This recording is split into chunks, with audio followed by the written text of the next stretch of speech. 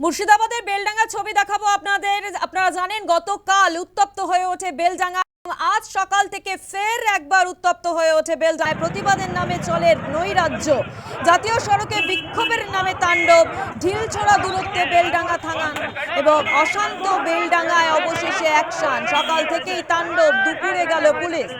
দফায় দফায় উত্তেজনা সৃষ্টি হয়, ভাঙচুর চালানো হয়, গাড়ি পোড়ানো, একাধিক যে ভাঙচুরের ছবি আপনাদের দেখানো হয়েছে।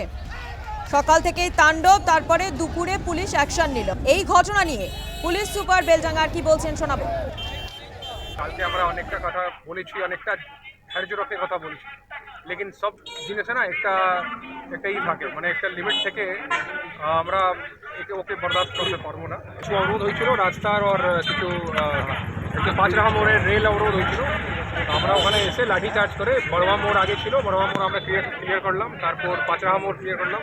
এখন কোনো জায়গায় কোনো অবরোধ নেই, কোনো অসুবিধা নেই, পাবলিক মুভমেন্ট, দোকান যা আছে সব নর্মালি খোলা আছে, কোনো ইস্যু নেই।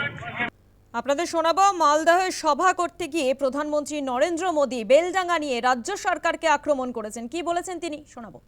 कई जगह भाषा और बोली में फर्क आ रहा है। घुसपैठियों की आबादी बढ़ने से बीते वर्षों में मालदा, मुर्शिदाबाद सहित पश्चिम बंगाल के अनेक क्षेत्रों में दंगे भी बढ़ने लगे हैं। आपको घुसपैठियों और यहाँ के सत्ताधारी लोगों के इस गठजोड़ को तोड़ना ही होगा।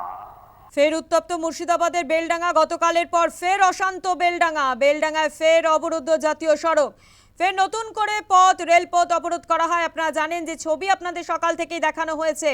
অবশেষে দুপুরে অ্যাকশন নেয় পুলিশ। আপনারা জানেন যে বেলডাঙ্গা ঢিলছোড়া দূরত্বে থানা, কিন্তু কোনো রকম গতকালে অ্যাকশন দেখা যায়নি। আজ দুপুরের পর থেকে অ্যাকশন নিয়েছে পুলিশ।